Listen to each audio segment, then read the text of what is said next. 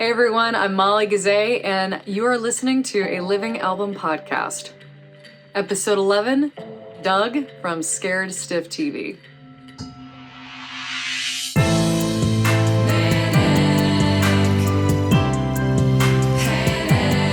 I think that it's always spooky time, no matter what time of day it is or what season it is, and why not have an amazing horror comedy director come on in and talk to us about Manic, the Song of the Month. Doug is an amazing person. I got to work with him on a feature film last year that was SAG approved, and it was a great time. We got to do this really fun feature film. It was a horror comedy. I got to play the lead.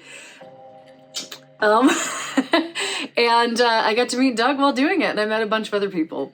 He has an incredible catalog of really cool short films. So if you want to go support Doug and watch some of his really spooky, fun shows, please go check it out at Scared Stiff TV. And please go listen to the Song of the Month, Manic, that is currently out now on Spotify and YouTube. All right, without further ado, let's get to the episode. That's like my scary version of the thing I do. Okay, just in case you didn't know. I am so curious. What did you think about Manic? I liked it a lot. Yeah, and that's actually the first time I heard you sing. What? I know you were a singer, but I actually hadn't heard you sing until then. And I was like, oh my God, this is Molly. I was really into it. Awesome. Oh my gosh. I'm so excited. Yeah, no, it's a fun song. Again, I'm not much. I don't know if it makes sense as a musician, but for me, I'm not a lyric guy. I'm more overall the vibe and the feel of the song. Mm-hmm. And it definitely had a great emotion to it. Awesome. You know, like it told just from the music and not even the lyrics, like it told a story. Oh, I like. So what was that journey that you felt like you were going on with the song then, if you're not listening to the lyrics?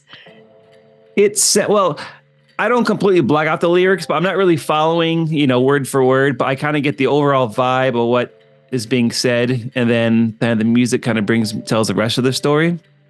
And in my mind, this character just learned a new bit of information that has changed the way she may have interpreted something in the past.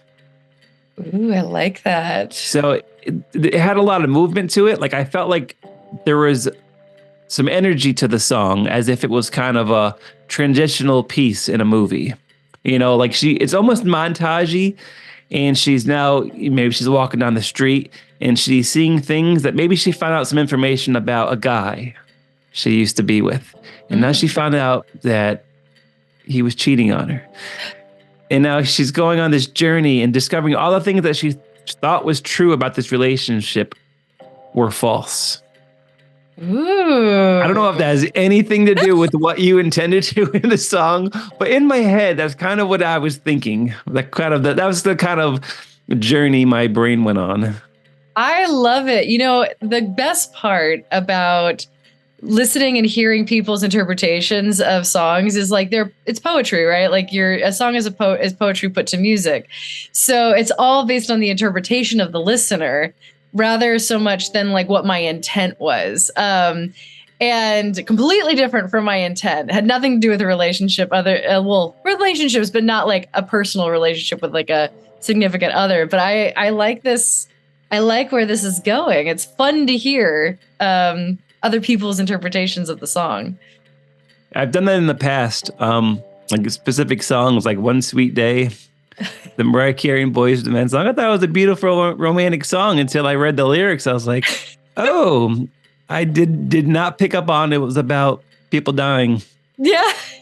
Yeah, it's like that like 3 a.m. by Matchbox 20 too. Had no idea, unless you would never know that it was about his mom and about how like his dad left them. I thought it was about some manic pixie person that he met and was like, she's, having all these emotions at different times at 3 a.m. She must be lonely. Probably she's drinking or going to the bar or like dancing and having a good time, but she's actually internally lonely. So yeah, I had no idea it was about his mom going through such a hard time and such a struggle. So yeah, it's a. So yeah, so you're training me now to listen to the lyrics before I start to use it in movies. Yeah. Tick tock on the clock, it's moving all the time. Fall down, get up, shove your back into the line. Know your place, silly one. No one's gonna love you if you don't have any fun. Know your place, silly one. No one's gonna keep you if you can't be undone. I feel a little manic from all this freak pen. So what was it about? What was your intention? Ooh, so it's a bit of a protest to the idea of the good girl complex, which I don't know if you know what the good girl complex is. It's kind of like the good girl, the good boy. It's like always being good, always, you tend to lean on being like a people pleaser, seeking external validation, or trying to be like a perfect person all the time. And, I fall into that category a lot. I'm the oldest of 6 kids, and always had to kind of like be on top of everything. And I was feeling a lot of anxiety, and sometimes I would have these like, not panic attacks, but anxiety attacks about whether or not I was doing the right thing or whether or not I was being the way I was supposed to be. And, I had to like really sit down with myself and go like, who am I? Like, who is saying this is wrong? Like, who's saying who I am is wrong? I don't know. So, is there someone saying it, or is it like an internal struggle? So the song is an idea and a concept of like this freak panic about being somebody who's different, and then having anxiety over being someone who's different, and then hearing like, well, you should be like this, you should be like that, you should be doing this, you should be doing that. And it's just like that anxiety and the scream of like, stop it! None of this matters. All that matters is what I would like to be like. And I need to be able to make that happen and not let other external things dictate who I'm going to be and what I'm going to be and how I'm going to be it. So you're saying I was way off. Way off! As far off as you can get. But I still got the music of it still gave me that same thought of internal conflict, and she's rethinking outside stimuli that's clouded her judgment, clouded true. her thinking. So it's true. You got that part right. I mean, I think we all think of things in a lot of times in relationship terms, and technically it is a relationship. It's just not a romantic relationship. Or could it be? And sometimes that's what the beauty of music and movies sometimes.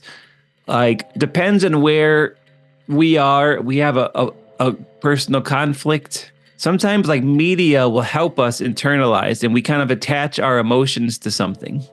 Absolutely. Well, maybe that says something about me. I don't know. It's probably a good thing. Also, like, yeah, I mean, if you listen to the lyrics, it can be interpreted as a relationship. Like, someone could be making you feel like you're not worthy or valuable and that you need to stay in line. Mine just have my personal behind the scenes is just different than that, but that doesn't mean that it's wrong.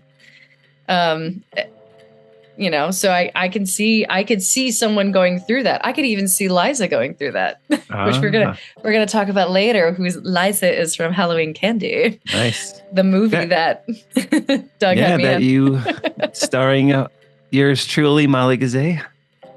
That's how we met. It was a magical, wonderful experience. Absolutely. So I love that. And so like in terms of like a movie or a TV show, what could you see the song, like what kind of TV show or movie could you see the song in? I feel like it's a drama, we both, that's the thing, at least my genre is right. It was kind of a drama, like something, she's processing something. And in my head, because the music really flowed and it felt like we're going on the journey, like there was energy to the song. So I felt like she wasn't just sitting there thinking, I felt like she was going somewhere. Mm-hmm. So that's why in my head, it was kind of like a transitional scene while she's not like Rocky montage, but kind of a montage of visuals as she's kind of processing what's going on through her head. Yeah, I could totally see that. Yeah. And there's no right or wrong here. Just a heads up.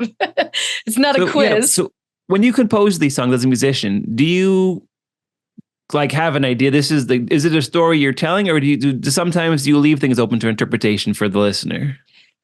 It's a great question. Sometimes, like, I knew I wanted to write a song for this song in particular, I wanted to write a song about the feeling I was having of when I would get these really bad anxiety attacks and this like manic feeling, because that feeling was starting to die, and I felt like it needed kind of like a eulogy, which is what this song is. It's my eulogy to saying goodbye to that kind of mindset. And so some songs are just like, they pour out this. I had this idea for a few months, but then as soon as I sat down to really write it, it only took me, I don't know, like 2 days. So like for this song, that was kind of the process. Some songs I just immediately sat down and I knew exactly what they were about. Other songs, it's taken me years to realize what I was actually writing. So it just kind of depends. But they all kind of come from a place of like this delirium a lot of times, where it's like you sit down, I'm starting to write, then it just kind of comes out. I'm not really thinking about it a whole lot. And then later on, I'm like, oh, that's what Phoenix from the Sea is about. That's about something else that you're going to find out later. Manic is about this good girl syndrome and like the constant social pressure to be perfect. And, I was called a freak when I was a kid because of my birthmark and, all that kind of stuff. So, So this song kind of came more fluidly because of that. Do you do lyrics first or the music first? Usually the lyrics. But other times I've just had a melody and I was like, oh, I should put something to this. So it really varies. This one though had lyrics first. Actually, I'm sorry. It was like a combination of lyrics and playing at the same time. But the manic, I Feel a Little Manic was definitely before I even put any piano down. Cool. Yeah. It's really fun. I love music. Yeah, no, it's like same thing with filmmaking and doing music. We're both telling a story, and it's just how do we get to that story? It's just different, It's true. It's true. Do you tend to have I'm assuming you tend to have a concept before you even write anything, right? Yeah, for the most part, I'll get like a seed in my head, and generally I'll let it build for a while, Like I'll get a good storyline in my head, and sometimes I'm like, okay, this would be a good story to tell, but something's missing, so I'll let it simmer for a little while. And so maybe, I meet somebody and I'm like, you know what? This person's character would fit well in this story that I thought of 2 years ago. So it's weird. No two stories are the same, but it's generally, multiple outside stimulus combined with something that I may brainstorm when I'm hiking, So yeah, that's what Einstein did, right? He he would like figure out his stuff, then he would get stuck or he'd need a break. He'd go out, walk around, enjoy nature, and then come back and he'd be like, look at that. I have the answer now. Yeah, sometimes you have to kind of close off outside stimulus, Like I got in a bad habit. It's not a bad habit, but I would listen to podcasts all the time. I just love learning, hearing stories. But sometimes I wasn't closing my brain. Like there's too much outside stimulus that I wasn't allowing myself to internally think and brainstorm. Mm-hmm. So that's why a lot of times I'll either go for a hike, I'll do a puzzle, or I'll do something else and just allow myself to think. It's important. And like you said, with all of like the social media and the stimulus that we have constantly, like today was a very busy day and I had like about 20 minutes to just like sit in silence. And I was like, oh, this is nice. But I forget to do that. Yeah. It just happened because my TV turned off the music that I was listening to because it was timed out. And I was like, oh. Yeah. This is good. I like this. And one thing I learned to do is turn off, like I put it on the not the airplane mode, but like do not disturb mode. Because so many times you be deep in thought, you're losing yourself in writing something, you're losing yourself in the story, and all of a sudden, and you look and Yes. you've got someone commented on your photo, and like, okay, let me look, and then it's a rabbit hole. Yeah, exactly. Yeah. I have the same because I write a lot of my lyrics on my phone, or I'll like record on my phone. And so I have to remember to turn things onto that silent mode, which I never do. I never remember to do it because I'll be like in the middle of like, oh, that's such a good lyric. And I'll put it down on paper and it's like Tenacious D, the greatest song in the world. This is just a tribute because I'm like, that line was so good. And then all of a sudden I get like a text and I'm like, no, Yeah. they're forever now. Yeah. So it's a good habit, I think, for creatives to kind of let themselves lose themselves in their thoughts, separate from external stimuli, and allow yourself time to process and really just be creative. Absolutely. Now, would you say that if there was a music video to this song, would that be it? Would it be like her disconnecting or like the character disconnecting? Like how do you see the music video going? Well, now that you've described what the song's actually about, and not my guys cheating on the girl, but yeah, I think there's a lot of since it moves so fast, I just see a lot of coverage. Mm-hmm. You know, just montage. Now I can go full, because if we're doing a music video, now I can go full Rocky montage and just have a Ooh, I like that. a bunch of cuts in it. Yeah. So like as a filmmaker, how would you, like if you heard this song and I was like, okay, Doug, I want you to write a script. Like, what do you think your script would look like? Well, is it based upon you with being the oldest of the kids? Is that kind of the story you'd want to tell in this? Well, again, it's up to what your interpretation, not what my interpretation is. I have to really process it now, because since I was completely off, my original idea I'd have to give that some thought. Well, what was your original idea? Like, your idea is not wrong. You know, just because my interpretation of it's different than yours doesn't mean it's wrong. Okay, so my original idea for the music video would be, she just found out that her boyfriend cheated. And so as she's walking down the street and she passes by, the park where they were sitting laughing one day, and now she looks at the empty bench and it's like just pigeons sitting on it. She realizes this stuff that she had in her head that she thought of as being her reality was a lie. So we'd kind of bring her to all these different spots where she has these memories with this guy and realizes he was lying the whole time. Now she's processing it. So that's not far off from the idea of like the base concept of the song. Like, right? So I love that. That's super cool. And I love the idea of like all the different locations with the, maybe a reenactment of what was going on in that moment and how much of a lie it is now. And you could do a lot with color, like, the color of her. You could do like real soft focus from her memories and warm and bright. And then the reality is the cold, cooler colors, the stark reality that this thing that she put in her head of these amazing memories was not an actuality. I love that. That's such a great visual. So yes, see, it's not wrong. Yeah. There's no right or wrong. That's the whole point of the song. Yes. I redeemed myself. Doug for the win. Yeah, I really enjoyed it. I'll make it my ringtone for when you call me. Ooh, I love that. Yeah, I feel a little manic. I like it. Yeah, awesome. Well, let's talk about Halloween candy. Yeah. I loved the script when I got it. And like let's hear like what your pitch is for Halloween Candy.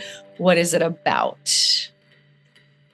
Well, Halloween is a holiday that is both a fun holiday but a scary holiday. So I wanted to create the movie so that it kind of encapsulates that. So part of it is fun, but then we have our scary segments, and it never gets too scary before giving a little bit of humor. It never gets too funny without being a little scary. So I tried to like toe the line of horror and comedy. You did a great job.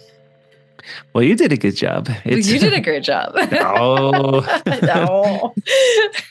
Yeah, no, I tell you, that was so fun filming that movie. And I could not have selected someone better to be the lead.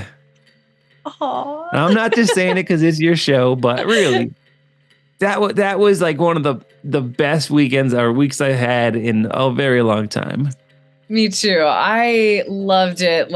And it was my first feature film. I got to be the lead in it, and I get to be in a Halloween movie that was this is so cool. And then I got to meet you and Dalen, who is the makeup artist, and Jen and Isaiah and Tom.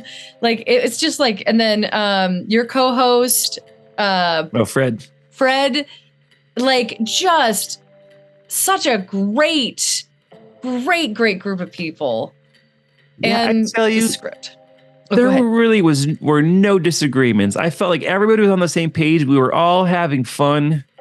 Yeah. And these were long hours too. I tried to make these okay, during the strike, I'm not going to make this a real brutal script, but we had 30 pages to do in 3 days. It was virtually impossible to, not have at least one really long day. No, but even at 3 a.m, everyone was just having a ball.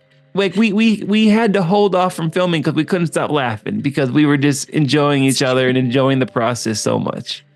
It's so true. Yeah. Oh, I loved it. I honestly was let's just keep going. We're here already. I'm covered in blood. No spoilers, but why not?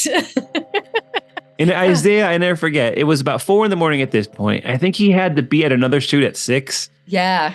And I was like, okay, I guess that's it for tonight. He's like, no, we got more to shoot. I didn't want to ask him to keep shooting because there's a couple things I probably could have shot, in pickups, but he was like, no, let's keep going. I was like, all right. I didn't want to ask him to keep going, but he was such a trooper. No one complained about the late hours because everyone was having fun. This is what we all want to do. Yeah, that's always the thing. It's you get on set, and I mean, I'm not gonna lie. The second day, I think of shooting, I had a really bad sinus attack. Oh, that's right. So I was and I get them when it goes from raining to not raining. I had to take a pill today because it did that.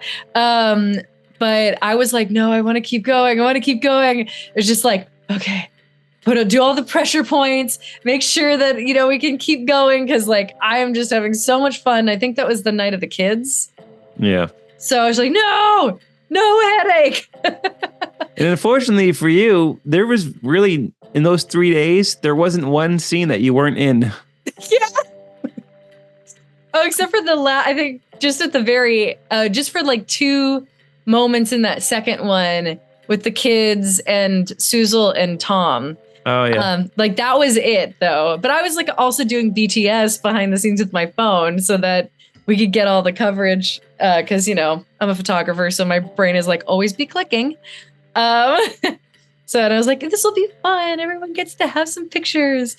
So yeah, it was a lot, but I'm so really glad you took those photos too, because honestly, it was one of those things that I was enjoying it, but at the same time, I'm thinking 3 scenes ahead because it's okay, we got to finish this scene so we can start setting up for the next one so we can wrap that to get the final scene done. And so so much of it was going on in my head that I wasn't able to really sit there and appreciate it as we were doing it. So your pictures were super helpful because I was looking at them oh yeah, that was a lot of fun. Oh. But at the time, when you're in the moment, there's just so much to do that there's so much to process that there was really no time just to think, how great is this? Yeah. You were a beast, man. You were going full power into this film. How is it different from doing, because you've done a lot of short films and there's going to be a lot of shorter clips that you're adding into this to make it a more of a feature length. But like, how is this different from shooting the short films that you've shot? Yeah. Well, this is an anthology, so there's short films that are. You were in the wraparound segment. For all those that don't know, you were in the wraparound segments that led to the short films that are all 6 of the short films are about Halloween. And so the way I was telling myself in my head, I'm shooting a long short. That's how that's how I got myself to get through. I'm like, this is nothing that I haven't done before, Yeah. because I didn't want to, I think for the longest time, I was afraid of doing a feature because I'm like, I don't want to mess it up. You only get one first feature, and I didn't want, and so years and years went by. And so I had to tell myself, this is a long short. And that's how I was able to get myself to get through it all, but the process is pretty much the same. It's just, with the short, you get, 10 minutes to get 3 acts in there, to get everything we know about the story is in those 10 minutes. So you really have to get to the point. Versus the feature, I was able to let your character evolve and learn more about you as the movie went on. So I was able to really take the time with the script and, let your character, I don't want to give any spoilers away, but show your internal conflict, and have that evolve over time. And then we really see, okay, I don't give the whole thing away in one segment. It kind of, as it goes on, we see that there's more to the story than we originally think. Yeah, no, absolutely. And it was great to be able to explore that. Cause I'm used to short films, but it was like, but I've done a lot of plays. So it's like great to get back into that mode of like, this is a true first act. This is a true second act. And this is a true third act. And she really did, the way that you wrote Liza in Halloween Candy, she really did have that arc and had these really fun moments. And so we talked about this on your podcast, the Scared Stiff Horror podcast, but like what you wrote this as like a horror comedy, not a comedy horror, right? So like, and what is it about horror comedy that you like so much? Sometimes I think I have a hard time with horror movies that there's no levity and it's just intense the whole time. And for me, I kind of lose interest. Like I start daydreaming. Mm-hmm. So I kind of like to change it up. You have some scary parts and then you laugh. Mm-hmm. Like we were saying in the on my podcast, they're very similar setups. You're building up for a payoff. Mm-hmm. In scary movies, you're building up suspense for a scare. In comedies, you're building up the story for a laugh. Mm-hmm. So they're actually very similar structurally. Yeah. So it's kind of easy to go back and forth between the two, but there's definitely, you got to be careful because you don't want it to get too funny because then the scares aren't effective. Yeah. So there's a real balance to it. Yeah, you don't want it to become scary movie if it's not a parody of that genre, but then you also don't want it to be too dark at moments where it really should have that joke coming in. Yeah, you don't want to become a parody. Like you're not making fun of the situation. You're having fun with the situation. Yeah. Like you're laughing with it, not at it. That's a great way of putting it. And like in terms of like you working with a musician, so you're working with someone who's scoring the movie and you worked with an indie singer. Can you kind of talk about the process of working with them and like how the pre-production has gone for that? Yeah. Well, Buttons, Ryan Williams, he's done all my scores since 2017. I think we've collabed, oh my gosh, like 25, 30 times already. And I tell you, he knows what I'm thinking. We're on the same wavelength. Like I don't even have to describe it to him. Like sometimes I'll just let him watch it first. Like I don't want to even give him any backstory about what this is about. I just send it to him. And then after he watches it, we talk.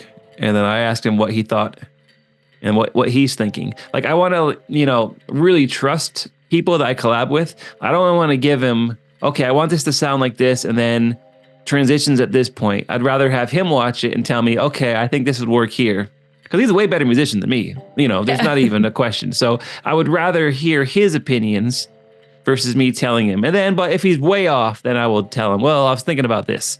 Maybe we should go this direction. But I like to trust the people I collab with and just get their interpretations. Well, it's so true, because like working with you, it was so funny. It's like, as an actor, you always go on set and you're like, how is the director going to work with me? Some people really are like, okay, I really want these specific things. And then when I was on set with you, I was like, oh, like he's just giving me free reign, mostly to just kind of do what I feel like this character wants. And then there were moments where you were like, okay, well, let's play with this or let's play with that. But overall, I felt like it was very much my interpretation of this character. And it was fun. It was a little scary at first, I'm not gonna lie. I was like, does he like what I'm doing? We just kind of like moving on and there's no notes. Like, okay. Yeah, I think we had a general discussion of what each segment was supposed to be about. Yes. Then again, like, unless there's something very specific that the way something has to be delivered, I trust people. And, if you were way off, I would say something. But a lot of times it's, we're all creative people. And sometimes you'll come up with something that I didn't even think of. And it's like, okay, let's try that. Mm-hmm. Like, for instance, there was a scene when Amber was there. She gave a little smirk, which was not in the script. And I was like, oh, why didn't I think of that? There was a specific scene in there, which I can't give away because it's, says a lot about the spoiler. There's little things like that an actor will come up with that I didn't even think of. But I'm like, man, that's so good. That's why I like to trust people's creativity and allow them to add to the character. You're spending so much time with the character because this is your character too. And I like to see what would you do? Like, how would you think? And you were pretty much in line with what I was thinking. So like there was nothing I needed to really correct. Like, you totally understood the story and you understood what the character was thinking. Well, it was great. It was written wonderfully. So there was very little guessing. No, it's real. So how is, we have a few minutes left. I would love just like a quick summary of like how pre-production is going, the process of your distribution, and maybe even an insight that you can share. Yeah, the movie is for the most part done. Cool. The biggest things we have to do it. Soundtrack is still being finalized, but it's pretty close, 90%. Nice. A couple B-roll shots I still need to shoot, but I have placeholders. I'm not too worried about it. Then there's the color grading, but I think the next thing I need to do a trailer. That's kind of the next step to get people excited is getting a trailer cut. Well, if it's going to be anything like the title sequence that you sent, it was so wonderful to get around the holidays, and I love it. So freaking cool.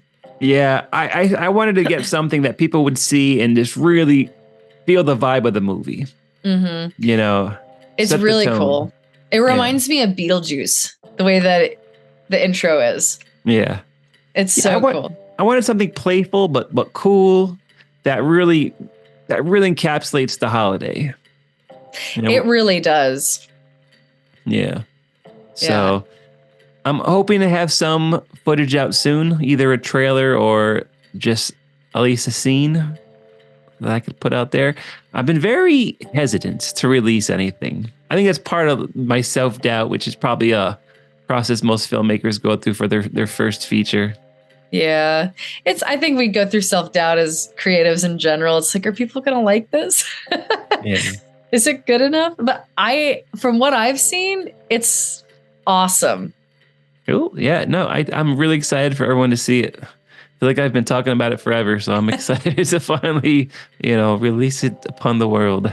This whole film was just absolutely incredible. It was a great experience. I absolutely loved being a part of it. And I was just kind of curious, like, from this experience and from the things that you've done in the past, what were some of the things that you wish you had known as a filmmaker going into doing this feature? Like good things and things that you want to learn or like that someone could learn from? Yeah, I kind of wish I had a production manager to kind of handle a lot of things, which I tried to get one. It just didn't work out for this movie, but I was like, you know what? I've done this 100 times. Let's just go. And we got everything we needed done. It would have just made things a lot easier because it's very hard to focus on the creative aspect when you're also worrying about ordering lunch. Yeah. You know what I mean? Or logistics. Thank you, Isaiah's family, because those tamales were amazing. Yeah, Providence Catering. I tell you, they saved the day. They really did. It was so good. Yeah. So I think that would have been really helpful, trying to you're trying to finish out the day, but at the same time, you're dealing with the hotel who didn't book a room they were supposed to, like all these things, it's just a production manager. I would say I will never shoot a movie without going forward. Yeah. Like a lot of these things, it's funny. I guess like the things that I'll probably talk about are things that I did wrong or things I could have done better. You know what I mean? 'Cause I think that's like how we learn better is things that didn't work. It's true. Things that work, you just do again, but the things that you improve on are things that didn't go right. And that's where you can kind of pinpoint, okay, we're going to make sure next time this is better. Yeah. 1,000%. I would have had somebody to help Isaiah out because he was the DP and the gaffer. Yeah. So he was camera guy. He did lighting. There was a lot on his plate. I would have got in somebody to help him out. Mm-hmm. Yeah. For sure. Yeah. I think overall in general, like you want to make sure the positive relationships are you foster those and you make sure those are strong, and any negative relationships you nix. Yeah. And I always find it's a quote I heard about a year ago, and I try to live by it, is never make yourself so thirsty that you drink whatever is given to you. So you don't want to put yourself in a situation when somebody has control over your production, or someone has a control over something, and that they can be like, you know what, I can end it just like this. You know what I mean? Like, you don't want to give anyone that control over something that you're doing, that you're working really hard, because then your mind is all over the place and you can't concentrate on the goal, as in making a good product. But, I guess that's work hard with, like, keep people close that you can trust and that are not going to let you down. And anyone that's going to be a negative influence, just, distance yourself, because it's only going to hurt you. So freaking true. And like everybody on the set was so good. So like you really have done a great job at creating very valuable relationships with very talented people who really know what they're doing and really like were just so fun to work with. So that's a lesson for everyone listening. Yeah. Fred has been with me for 15 years now, since 2009. I've worked with Jen a lot for 7 or 8 years. I've worked a lot with Jen. Tom, I've worked with for, 9 or 10 years. So, and then Annalisa, she was on the set, she's my cousin. So we've been working together since the beginning. Yeah. She's so great. And it's the thing, it's like, when you get along with the people that you're working with, this makes it so much easier, because we all love doing it. And I would hate to be that production that everyone's like, oh God, you remember that one? God, I couldn't wait till that ended. Like, I would hate to give someone that experience. Yeah. And as an actor, I've been on those sets and you're like, no, I'm not going to work with you again. Or like not getting the footage, like ever. Like that's also like, whoo, that's a lot. You're like, well, am I going to do it again with this person? I may not even get it. Yeah. So, we're the main goal is to make a movie, but we also want to have life is about experiences.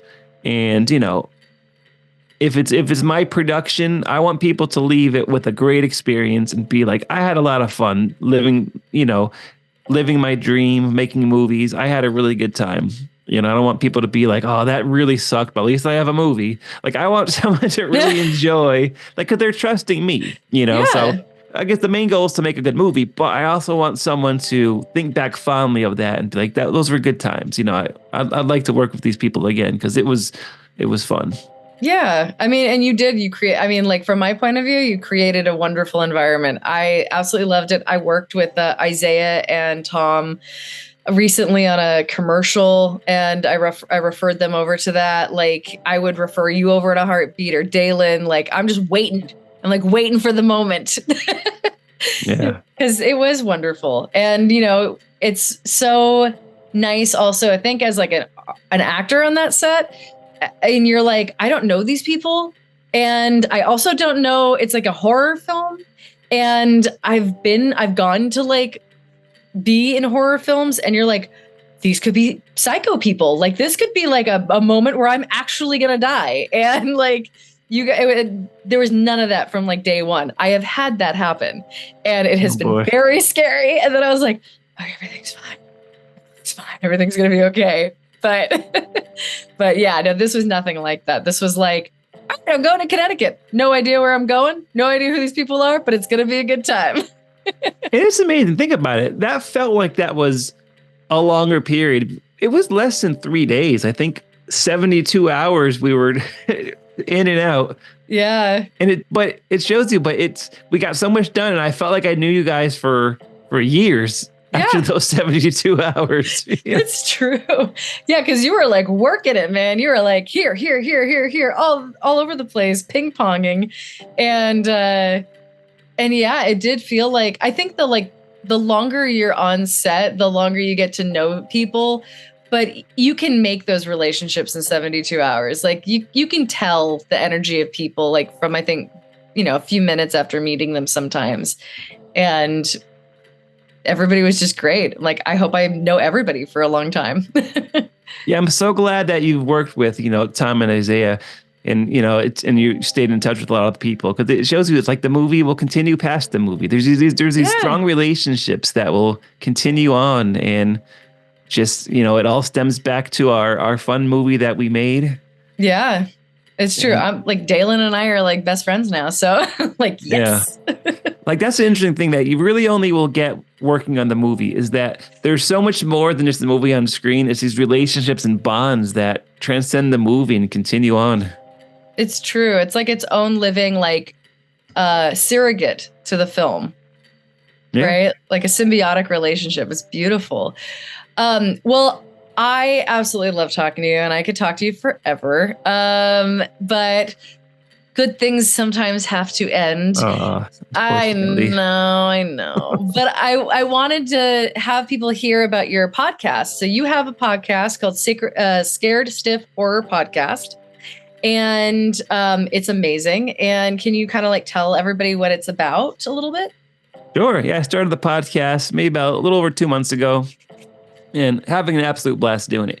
What it is, it's I get other horror filmmakers on the podcast. I've had actors, directors, writers, producers, makeup artists, costume designers, and we break down the movies that we love. We talk about the genre that we love, and sometimes it's a straight up interview, and I'll ask questions about their careers, or we'll take certain movies that we either love or hate and just kind of dissect them from filmmakers' point of view. And it's been an absolute blast. We come out every week. We have a new episode. I haven't missed a week yet, but it's been an absolute blast, and I look forward to continuing it. I love it. I got to be, what was I, your second? You were the first guest, actually. The first. Yeah. Oh, that's right, because we had that conversation. I've been a first on a lot of podcasts. Yeah.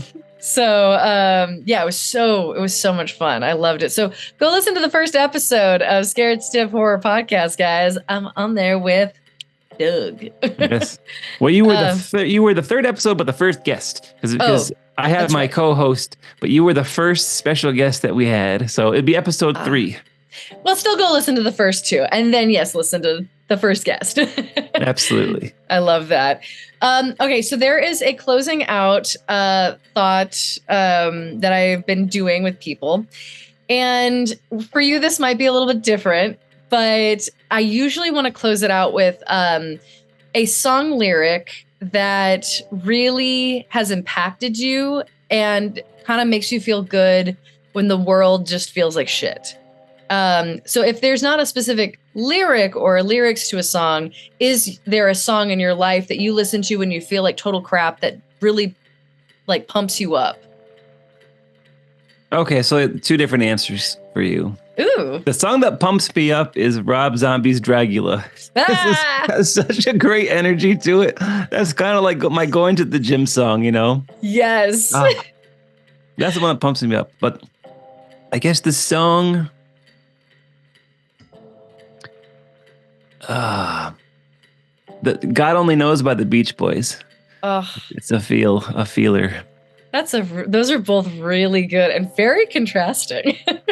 Yeah, oh yeah. There's not too much difference you can get with those two. Yeah. Oh, I love that. And those are such good songs. And I love the Beach Boys since I was like a Yeah. little kid. So It's so powerful. Yeah. And that song. Oh, so it always reminds me of the ending of Love Actually, Oh, okay. which I did not watch this holiday season. I don't know why I didn't, but I didn't. I've never seen it. It's on my queue. I really tried to get to it this past Christmas, but Yeah.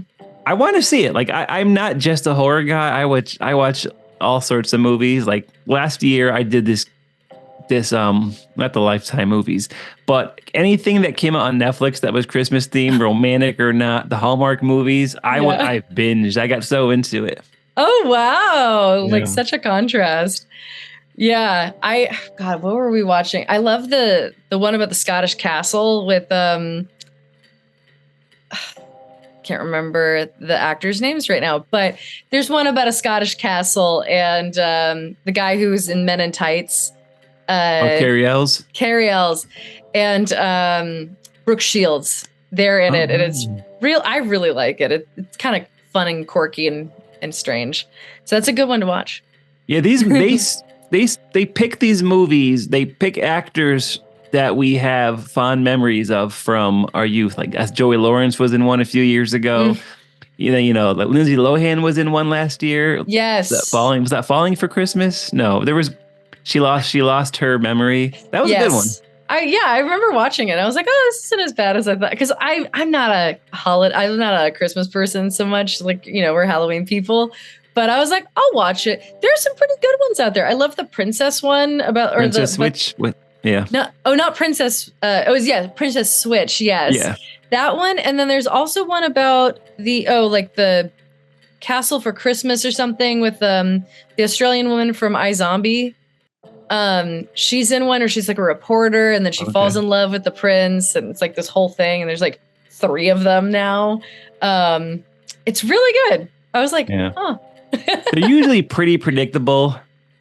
Yeah. There was one called Love Hard that I watched last year. It was the guy that catfished the girl, but then they end up falling.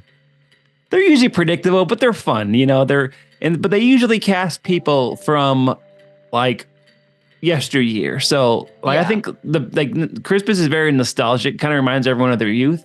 And so by picking actors from that we hadn't seen for a while, it feeds into the nostalgia. So they're fun to watch. It really does. Although I will say my favorite of all time is Die Hard.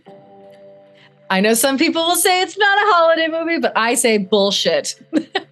You know what? I flipped on that because I was saying that it was an action movie that happened to take place during Christmas, but then I rewatched them a couple weeks ago, 1 and 2.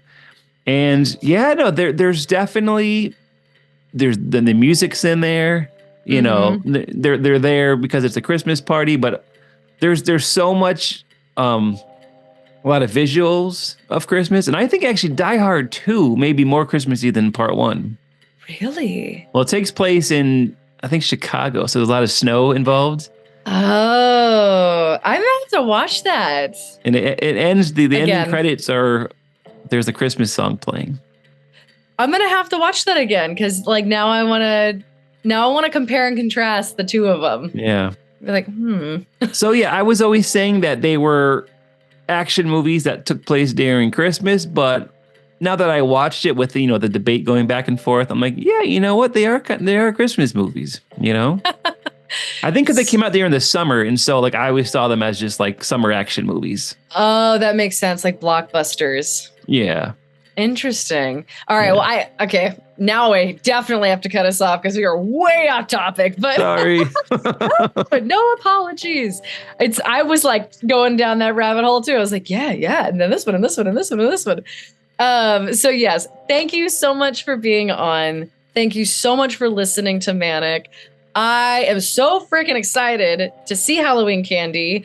And do you have any like premonitions of where people can see it or when people can see it? Well, it'll probably be August or September, but I cannot say where it's going to air yet. Awesome. Well, we're going to stay tuned. So guys, go check out Scared Stiff Horror Podcast. Go check out Scared Stiff on YouTube. He has tons of amazing work up there.